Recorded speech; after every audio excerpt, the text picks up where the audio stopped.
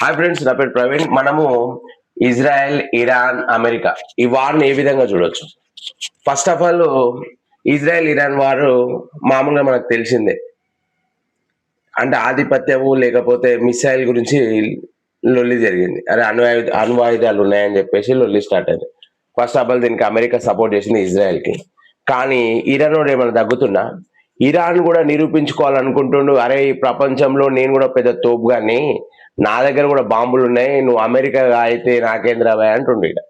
అంటే దీన్ని బట్టి మనం ఏం అర్థం చేసుకోవాలా అంటే, అమెరికా దాని ఆధిపత్యాన్ని చూపించుకోవాలనుకుంటుంది. కానీ ఇక్కడ ఇది మిడిల్ ఈస్ట్, ఏషియాలో చూపించుకోవాలంటే కష్టం. అమెరికా ఎక్కడో ఉంది, సుమారు దగ్గర దగ్గర 50,000 కిలోమీటర్ దూరంలో ఉంది. దాని యొక్క స్థావరాలను మాత్రమే సౌదీలో కొన్ని చుట్టుపక్కల కంట్రీలు ఇచ్చాయి. అంటే అరే మీరు మా దేశంలో నువ్వు కొన్ని రోజులు ఉండు, మా యొక్క స్థావరాలను నువ్వు వాడుకో అని చెప్పి ఎయిర్ బేస్లను ఇచ్చింది. కానీ ఇరాన్ ఎక్కడుంది? ఈ ముస్లిం కంట్రీల చుట్టూ ఉంది, అందుకే గట్టిగా పోరాడుతుంది. దీన్ని బట్టి మనం ఒక్కటే అర్థం చేసుకోవాలి, నువ్వు ఉన్న ప్లేస్లో అంటే అది నీది అయితే నువ్వేం చేయలేవు. పక్కనోడు చూడు, ఇప్పుడు ఫర్ ఎగ్జాంపుల్ నీ ఇంట్లో నువ్వు ఉన్నావు, వేరేడో చూకుంటావా?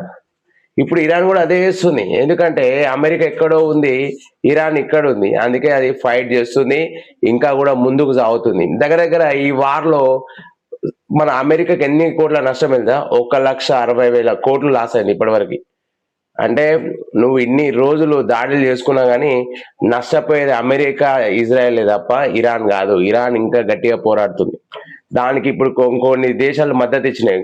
కొన్ని ముస్లిం కంట్రీలు, పాకిస్తాన్, బంగ్లాదేశ్, ప్లస్ కొన్ని మన సౌత్ ఆఫ్రికాకి సంబంధించిన కొన్ని కంట్రీలు మద్దతు ఇచ్చాయి. ఇప్పుడు రష్యా సపోర్ట్ ఇస్తుంది, చైనా సపోర్ట్ ఇస్తుంది. ఇప్పుడు రష్యా, చైనా ఇరు దేశాలు కూడా శత్రు దేశాలు. కానీ ఇక్కడికి వచ్చే వరకు వీనికి సపోర్ట్ చేసే అవి రెండు మిత్ర దేశాలుగా అయినాయి.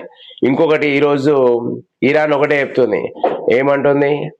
అరే భాయ్, నీ డాలర్లతో మాకు సంబంధం లేదు, చైనాలో ఏ పేమెంట్ అవుతుందో యువాన్ మాకు ఆ పైసలు ఇరి, మా దగ్గర ఆయిల్ కొనుక్కోండి అని చెప్తుంది. అంటే ఇది అమెరికాకు ఒక పెద్ద హెచ్చరిక లాంటిదే. అమెరికా అర్థం చేసుకోవట్లా. అరే వీడు ఇంకా చెప్తున్నాడు, మీ పప్పులు నా దగ్గర ఉరకవరా భయ్, నువ్వు నా దగ్గర కొనాల్సిందే, నా దగ్గర కరెన్సీ నాది కాదు, ఇప్పుడు చైనాదని నేను టైఅప్ అయినా కాబట్టి చైనా నుంచి నువ్వు కొనుక్కో, చైనా పైసలు ఇచ్చి కొనుక్కో, మా దగ్గర నీ డాలర్లు నడవదని చెప్తుంది. అంటే దీన్ని బట్టి ఏంది, ఇరాన్ కూడా దాని ఆధిపత్యాన్ని చూపించుకోవాలనుకుంటుంది. అంటే మన దగ్గర, అరే నా దగ్గర ఇప్పుడు నా దగ్గర 1,00,000 రూపాయలు ఉన్నాయి, నేనేం చేస్తా? నీ దగ్గర పైసలు లేవు, పైసలు ఉన్న దగ్గర మనం ఏం చేయొచ్చు? మన రుబాబ్ చూపించచ్చు. ఇప్పుడు కూడా అదే చేస్తుంది.